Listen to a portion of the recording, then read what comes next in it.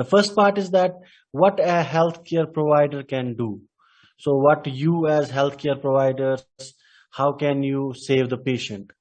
And the second part is, which is a specialist part, which means that if initial treatment has failed, then a gastroenterologist or an endoscopist, he has to do the intervention to take the foreign body out. Usually, if you see that foreign bodies are usually ingested, and if we see in young kids and elderly males, it's more common. So we have to make sure that we take care of our kids and elders, especially while we are in some recreational activity, or we are having any picnics or outposts, or we are going for any marriage ceremonies. We have to make sure that we take care of our elderly and the kids, because they are the most common attackers of the foreign body airway obstruction. As I told you, usually aspirated or ingested foreign bodies. Foreign bodies are usually either they are taken through mouth or they are aspirated accidentally. So 80% of the cases are pediatric, or in other words, young children are more affected by this common condition. And usually, see, if a person ingests foreign body, it can go either into the esophagus, or it can go into the bronchus, or it can go lodge into the lungs. But the most common one is esophageal impaction, and usually in patients or in children who have either a disease of esophagus or they have congenital abnormalities. For example, there are esophageal webs, there is esophageal atresia. These usually these children, they can have lodgement of these foreign bodies in these obstructive or diseased part of the esophagus. And less than 10% of the pediatric cases have esophageal disease. So around 10% they have esophageal disease, which leads to impaction. And in adults, around 80% have the esophageal disease. Usually males are more, male children are more prone to this disease. Why? Because male children are usually careless and more notorious. And as I told you, it has two parts. To treat foreign body obstruction or ingestion, we have two parts. If we talk about the course is simple. If there is a smaller foreign body and which is non-lethal, or which is not sharp, which has been ingested by a kid or a male, for example, let's talk about sorry, talking about what we call as small batteries or the coins. So small Recording in batteries progress. small batteries or coins are usually, what we see is that they are not sharp enough. So what they can do, they can go from esophagus into the stomach through intestines, and you can sometimes retrieve these through the feces. So we don't need intervention. But if there is a sharp object that gets lodged either in esophagus or stomach, or it may get lodged into the intestines, that time you need to do intervention. So if we talk about the intervention, only 10 to 20% of the cases no need intervention. By intervention, I mean endoscopy. Or one person may require even surgery, because for example, if a sharp object is lodged in intestines where our endoscope cannot reach, that time you need a surgery.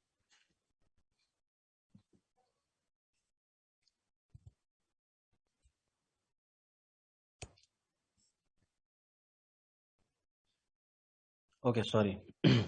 So what are the effects of these aspirated foreign bodies? Either if the aspirated foreign body is a bigger foreign body which obstruct the airways, it will lead to death in a very fast way. Or if there is partial obstruction, incomplete obstruction, because you cannot breathe in the ear, it can lead to what we call as death because of the airway obstruction. Full airway obstruction, there is hypoxemia and there is respiratory arrest. But if there is partial airway obstruction, you can see that patient is not able to breathe. He will have ear hunger. There will be wheezing. Wheezing is a whistling sound that will come from the chest. patient will have chest pain, and he will start bleeding, if especially if the foreign body is sharp. This is if the object is lodged in the upper airways. But if there is object in the lower airways, for example, in alveoli or in the bronchus, main bronchus, or in the lung tissue, you can have atelectasis. Atelectasis is collapse of the lung. The lung tissue gets collapsed because air doesn't reach that part of the lung. Patient can have pneumonia. Pneumonia is the infection of the lung parenchyma, or patient's breath sounds will be decreased. Breath sounds are basically the sounds which we make while we breathe in and out. While we breathe in the oxygen and breathe out the carbon dioxide. That time these breath sounds are decreased, and you can suspect that patient is having lower airways obstruction. So the objects which are commonly ingested or aspirated by the children, these are the hot dogs. Usually the data we take, it's mainly from the Western world. So there the hot dogs are more common cause of the fatal aspirations. But in this part of the world, we don't have the epidemiological data. What is the common thing that has been aspirated by the children in this part of the world? So we take the Western literature for our presentations. Peanuts, again, peanuts are more common in the Asian subcontinent per se, but no data from this part of the world. Coins, bones, balloons, buttons, as I told you, smaller toys or safety pins, especially if we have safety pins at home. Usually children pick up and they try to eat it, they don't know. Marbles, younger children playing with marbles, they can have accidental aspiration. Okay, the very important thing is that whenever the foreign body aspirated has not been retrieved through the initial what we call techniques, then we do endoscopy. You can see that the endoscopy is done first to confirm that there's a foreign body, and second to retrieve it. If we look at this endoscopic picture, you will see an eggshell, this whitish eggshell that has been impacted, or it gets, I can show you just a minute.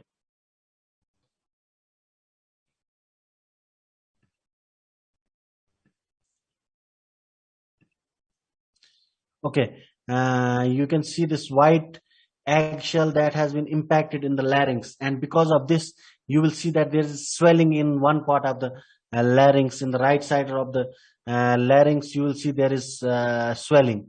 Similarly, if we see the coronal section of the same, you will see another patient, he has a coin. If you see, there is a what we called coin, it is again lodged inside the reddish discolored. You will see a base of the coin. It has been again seen in the laryngeal obstruction of a kid. Okay, so as I told you, there are two scenarios. One scenario is that if the coin has been if a person has taken or aspirated any foreign body outside the hospital, especially in some parties, what will you do? Or in some get together, we have a lot of get together or marriage ceremonies where we usually see these aspirated foreign bodies in elderly and kids. The first thing is we do the Hamlick's maneuver. Hamlick's maneuver is a very common maneuver that has been used in past, and there has been a lot of discussion about this Hamlick's maneuver, should we use it or not. Then another method is the back blows. We usually blow, and these are the more crude and more traditional things that we, or emergency treatments that we still use at our homes, and they have the scientific we give the scientific explanation to these treatments. And then chest thirst, especially when the kids are younger, you do chest thirst, or Hamlick's maneuver is usually done in adults. Always remember, none of these maneuvers should be applied if patient is able to speak or cough. If he is able to cough or speak, he can dislodged by, because cuff is a protective mechanism, so he can himself, by sharp cuff, he can dislodge the foreign body out. So sometimes in young children we can do finger sweep or grasp, because if the foreign body is in upper airways, you can grasp with it with a finger, because you cannot use the instruments which are sharp. So this is the picture of a Hamlick's maneuver which has been used. What we do is we come from the back and try to thrust the abdomen, so that there is a pressure developed in the respiratory tract or the esophagus, by which the foreign body will be dislodged and it will come out, and maybe you will retrieve it in the mouth. This is the back blow. It is almost same as chest thrust, which we see in which is another maneuver. Here what we do is we put one arm below the abdomen of the patient and try to give the chest thrust. If we look closely to all these maneuvers, you will see that all these maneuvers are done to increase the pressure inside our respiratory tract or the esophagus, so that by that sudden pressure, the foreign body which has been dislodged inside either esophagus or in our upper respiratory tract, it will get out by force and you can collect it inside the mouth. Okay, this is an exception for the chest thrust. Usually we don't do Hamlick's maneuver in pregnant females, obviously, because it can hurt the baby. In them we do chest thrust, and we give pressure in the chest rather than the abdomen. Here is what we do in the kids, the chest thrust, usually because kids are too small, and if by force you are able to retrieve the object, it may go down again, because their reflexes are not that sharp, or they are not developed that much that you can retrieve it. So what we do is we put child upside down, so that if the object comes out, and it goes directly out into the out of the mouth, rather than staying in the mouth, so that we can retrieve it. Again, another method of doing chest thrust. Usually we have to deliver up to 4 chest thrusts and compression, and look at the condition, if the patient is having he is breathing, or if there is any discoloration, so that he needs an emergency treatment. Until and unless if there is no first aid treatment available and you are alone without any instrumentation, these procedures are to be repeated, so that you are able to retreat out the dislodged objects from the, or foreign bodies from the child's respiratory tract or the esophagus.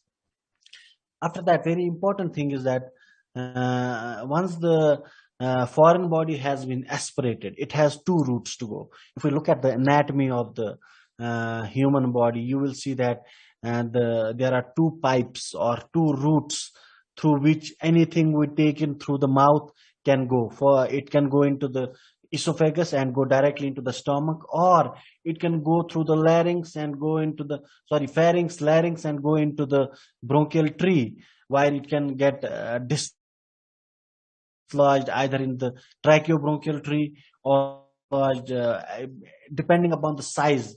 If the size is smaller, it can reach up to the lower respiratory tract, or you can reach up to the alveoli, it can reach up to the terminal bronchus.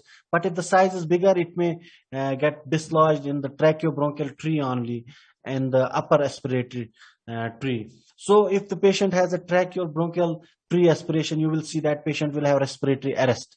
By respiratory arrest, I mean that patient will stop breathing. The breathing will slowly decrease, and all of a sudden he will not be able to breathe.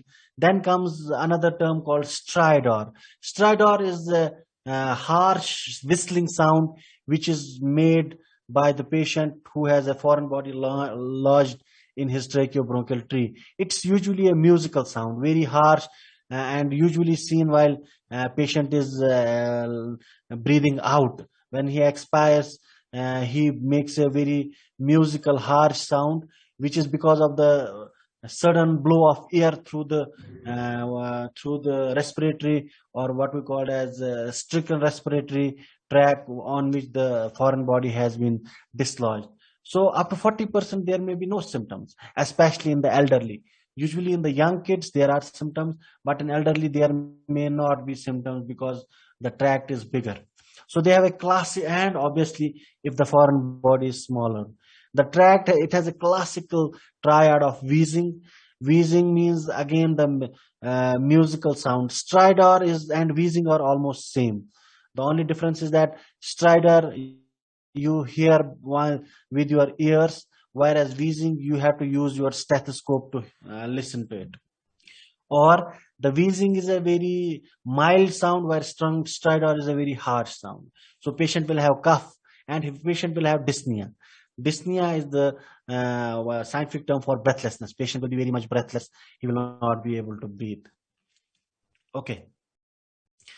Another type of obstruction is bronchial obstruction, or what we say that once the obstruction is in the lower respiratory tract and the bronchus gets obstructed. It can be bypass valve obstruction. I have given you I have in next slide shown you all these obstructions, and you will see that in bypass valve the air passes in and out.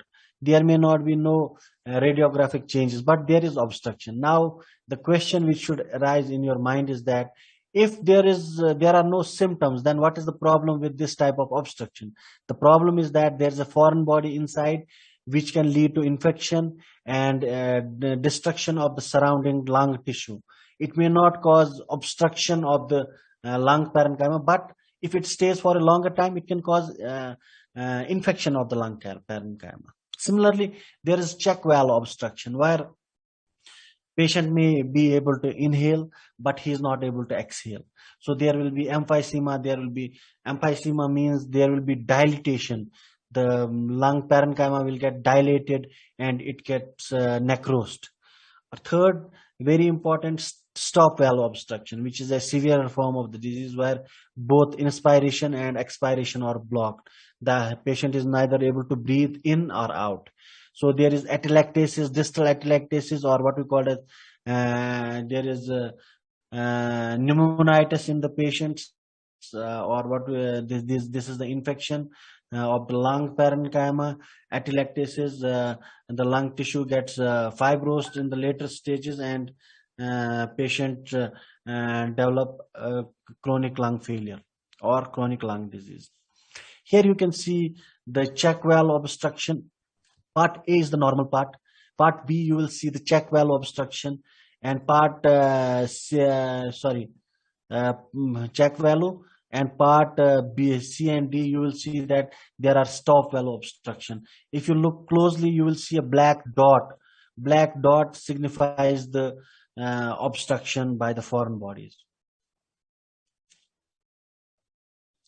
Usually foreign bodies are radio opaque. By radio opaque means that they are solid material through which the light doesn't pass. It stops the light or X-rays. So what we see foreign bodies usually in 20% of them, usually it will be coin, or it may be safety pin, it may be chicken bone, it may be fish bone, and sometimes X-ray is totally normal in 18 to 33% of the patients. But in the later stages, or in chronic, if there are some patients who have ingested foreign bodies but they were not able to appreciate in early, and if they go into the later stages, you will see there will be obstructive emphysema on X-ray. Emphysema, as I told you, it's dilatation of the lung parenchyma. There will be atelectasis. Atelectasis means the collapse of the lung tissue, because no air is going in and it will get collapsed, and there will be pneumonia. In later cases, there will be infection of the lung parenchyma. Okay, here you will see the inspiratory film. By inspiratory film, we mean that we tell the patient to breathe in very deep, and you will see that if we compare the two sides of the lung, it may be very difficult for you people to appreciate it, but you will see on the left side, there is in left main bronchus, you will find a foreign body. And the two films are on inspiration and expiration. Usually the inspiratory film is, we tell the patient to breathe very deep and then take an x-ray, and then we tell the patient to breathe out all the air from the lung and take another x-ray. Here is again another picture of a patient. You will see there is a lot of black tissue on the upper surface of the x-ray on the left side, and you will see a big whiter tissue. This whiter tissue is a foreign body in the main bronchus. As I told you, usually the foreign bodies are radio opaque, and you will see that the main bronchus, if there is a foreign body, you will see a white substance. But if there is an air, for example, in other part of the lung, you will see black air. Black means air. So whenever lung tissue is open, you will find air in the lung tissue. That is a normal thing. But if there is whitening, if you see on the left side of both x-rays, this whitening is what we call as a foreign body. Again, this is an x-ray of a child who has an AP view and a lateral view. If you again see the patient has complete collapse, and you will see a white patch on the lateral view, this is again a foreign body with the complete obstruction and collapse of the lung. Again, you will see foreign body in the right bronchus, and you will see the whitening of the lung tissue. Finally, this is another patient. He's a 14 months old child.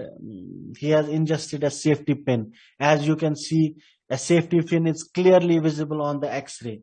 And if you see, the pin is not in the chest or lungs, it's in the esophagus. It is in the middle, which means that it's still in the esophagus, and it has got impacted because it has a sharp end. It has got impacted into the tissue of the child. That's why it's staying there. It's not going down. So this x-ray is a very cheap and very easy investigation to look for foreign bodies, especially because it's the cost is very less. It is we give very minimal radiations, and it's not an invasive procedure. But there are other studies also. For example, fluoroscopy. Again, the yield is very less, only 76%. Or zero tomography, CT tomography, computed tomography, or contrast bronchography. But again, these procedures, they are invasive procedures. For example, if you do fluoroscopy, you have to give dye, or if you go for contrast bronchography, again you have to put in the dye. Again, you are giving dye and radiation to the patient. So the better and cheap way of looking or initially confirming the foreign bodies is X-ray. Okay, see, if the foreign body has been aspirated in the tracheobronchial tree, the best management is bronchoscopy.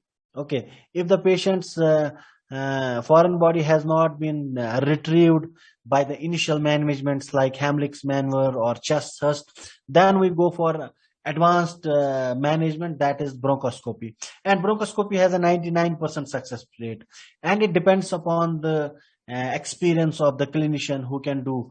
Usually we prefer the rigid bronchoscopy because by rigid bronchoscopy the camera is able to, especially in the kids, because it's a preferred method in the kids, because you are able to negotiate through the tract, and you are able to retrieve the object or foreign body as compared to the flexible one.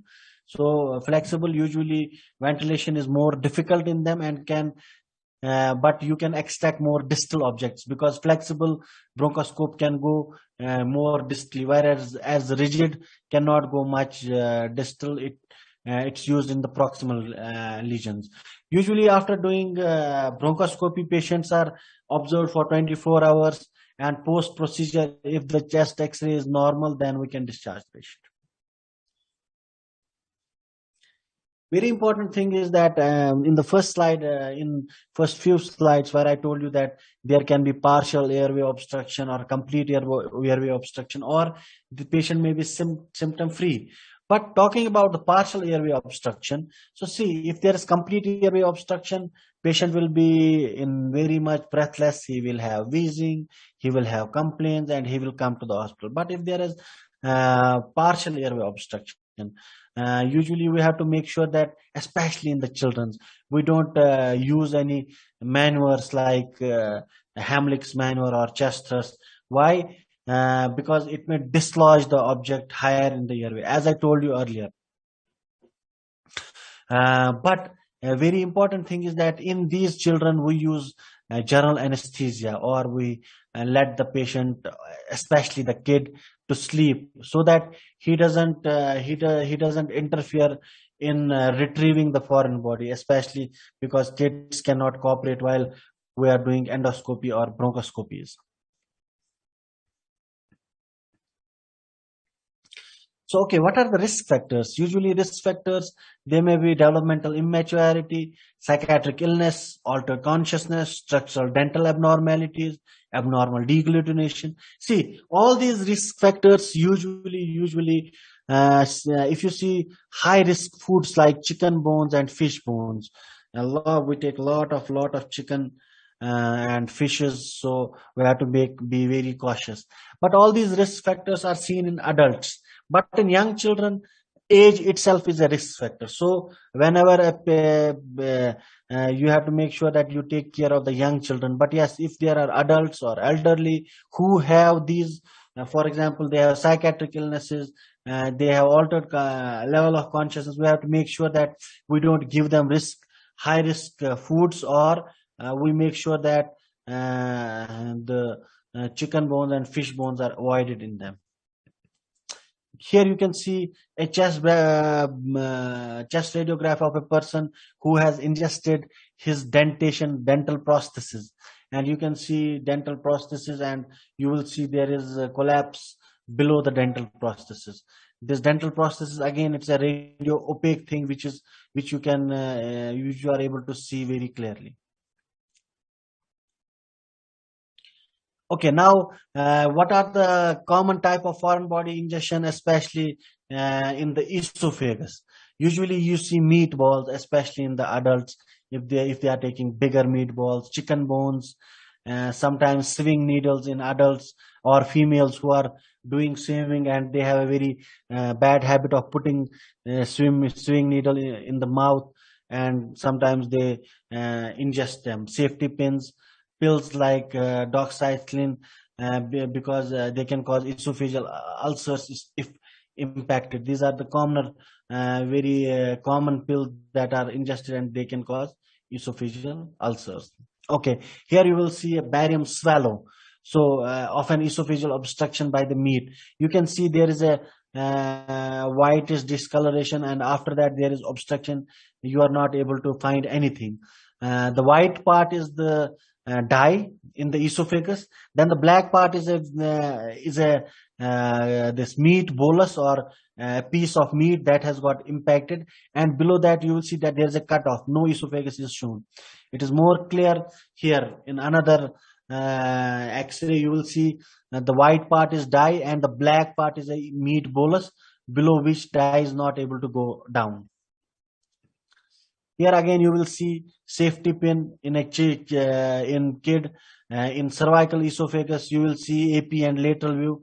The safety pin is in the cervical esophagus. Now it will slowly go down, or it will get impacted because of its sharp edge. Here you will see glass cassule in esophagus. You will see a black object and a whitish thing. This is the glass cassule, or a piece of glass that has been ingested accidentally in a patient. Okay, very important is fish bones causing dysphagia, because especially in the Asian subcontinent, we take a lot of fishes, and we see that again this is a high risk food, and there are a lot of these small bones which can dislodge in our esophagus. Around 20 to 35 patients or patients in their life have sometimes felt dysphagia because of eating fish, and that has been proven to be fish bone. And mostly these fish bones get impacted in the posterior pharynx, and you can usually retrieve it with magill forceps if it is in pharynx. But if it has gone down, then you will have to do endoscopy. And the problem with these fish bones is that very less amount of uh, patients have can we can visualize the fish bone on the x-ray around 33 to 50%. That's a very less amount. If you see in this patient, there is a fish bone in the cervical part of the esophagus. Okay, just a minute. No, usually, if I'm the examiner, percentages are not important for me. I may not put in the percentages because I know it's very difficult to remember these percentages. I, as a clinician and examiner, may not put the percentages in the exam. So be relaxed. No need to remember these percentages. But yes, the bigger wherever it's an important thing to remember percentage, I will let you know.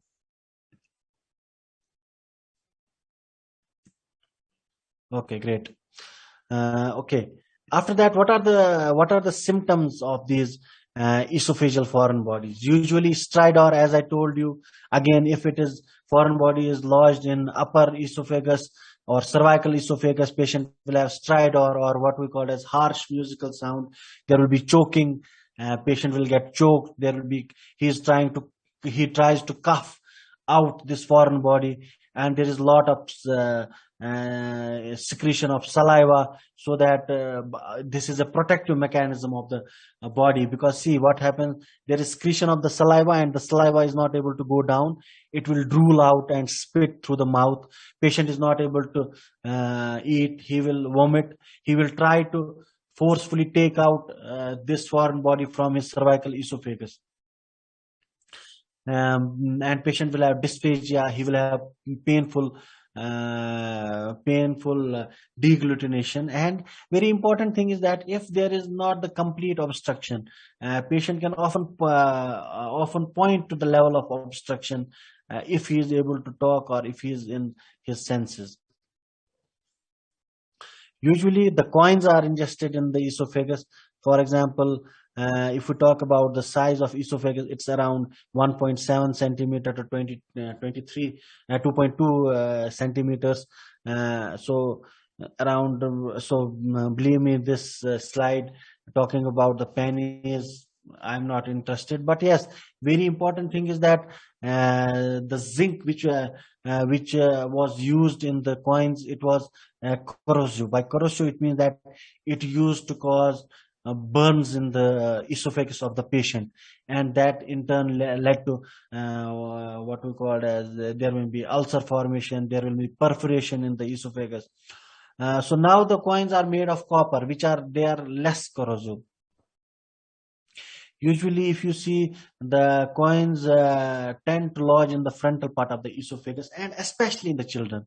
They usually, because children usually, if they are playing with the coins and they ingest it, you can see here these X-rays. They are the real patient X-rays, and they might look very much dramatic to you people, but they are real patient X-rays. And you can see the coin is lodged in the AP view as well as the lateral view of the esophagus. To tell you people, maybe in your exams 1 or 2 X-rays will be shown for the diagnosis. You will have to remember the X-rays very by heart. Again, usually the diagnosis of esophageal foreign bodies, we use chest X-rays, very common thing to be used, and very cost effective. But yes, we can use barium swallow. Again, we tell the patient to swallow the dye or gastrographin swallow. Again, it's a radiolucent, sorry, it's a dye which is usually shining on the x-rays, and you can take the foreign bodies and see where the actual obstruction is.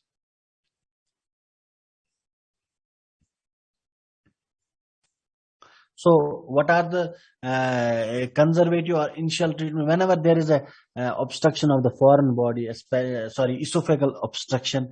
Usually we need what we call as medical treatment. We may not be able to get it out through the maneuvers, so that's why we need first the medical, then we can go for the endoscopy. In medical treatment, we usually use glucagon, okay, and we usually use nifedipine. What they do, they relax the esophageal muscles so that either the foreign body goes down into the stomach, or it can be retrieved out through the endoscope. Other drugs which we can give is nitroglycerin, diazepam, and atropine. And to tell you people, the dosage of drugs is very important.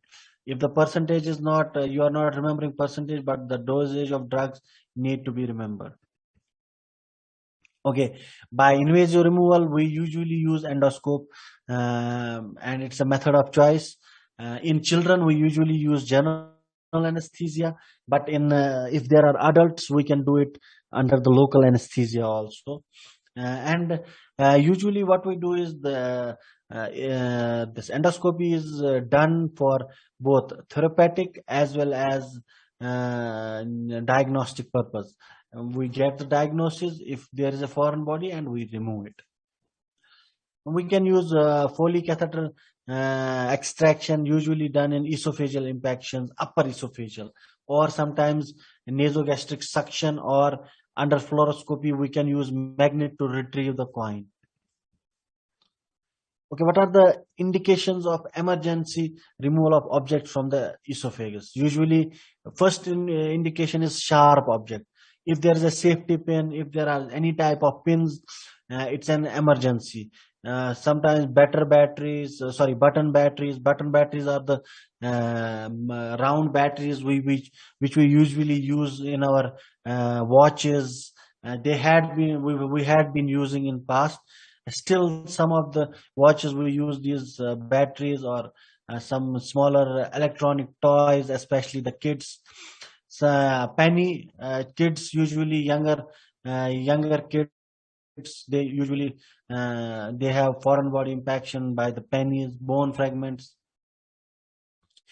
or if there is a corrosive agent, we have to remove it. It's an indication for emergency removal. Or if there is a sign of esophageal perforation, sometimes what happens that the foreign body gets lodged in the esophagus and it causes perforation of the esophagus. That time it becomes emergent condition, and it's a medical emergency. We need to treat it.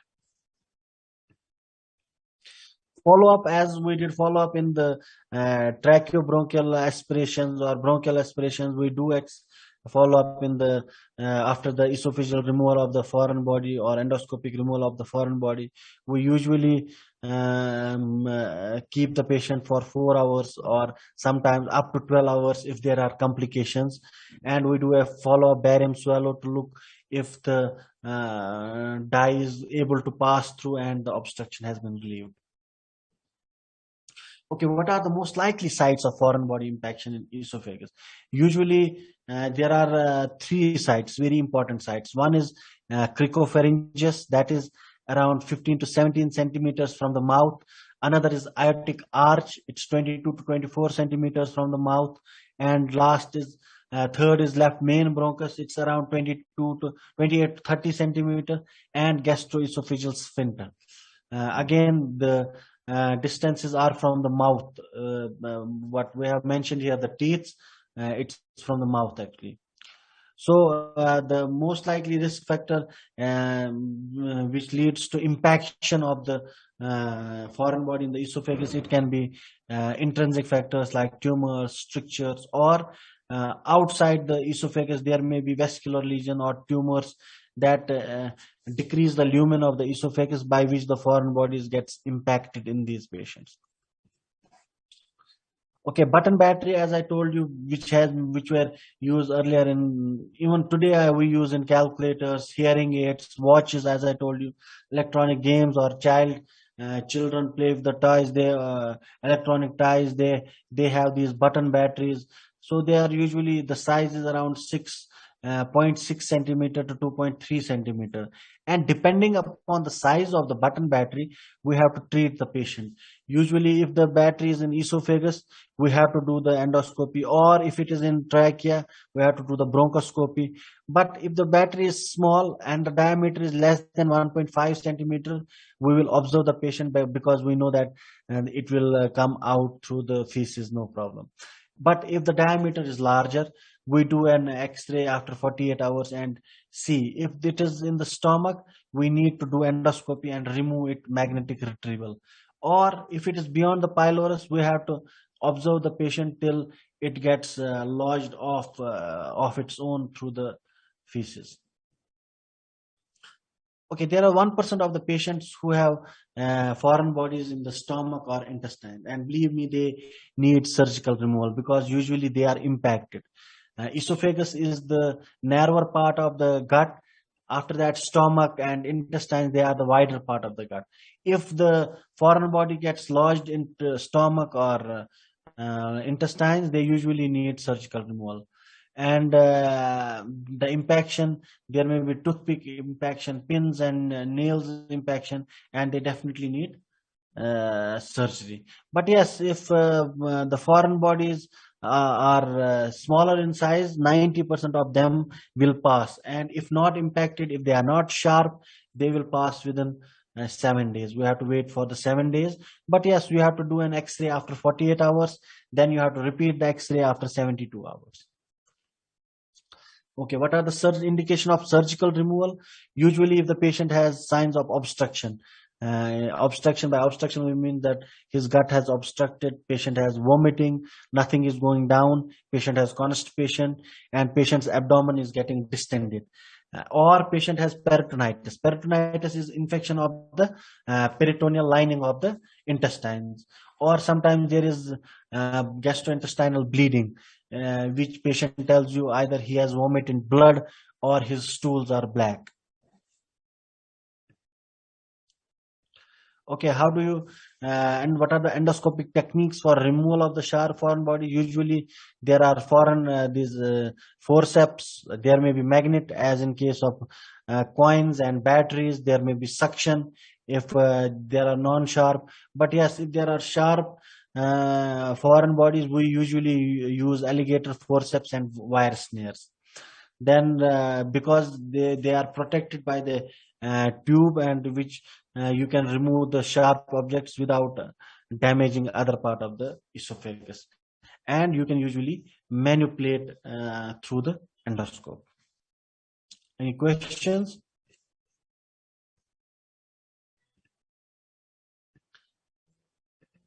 Kindly wait, don't log off because I need to take the attendance from the screen.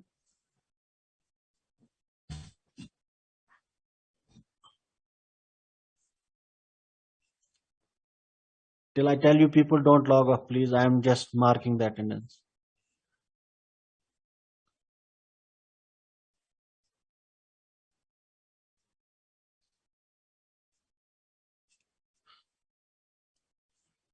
Okay, thank you very much. And expect that the questions will be asked from the lecture I have taken, and so go through the lectures very thoroughly and remember whatever I have told you. Thank you very much. You can log off now.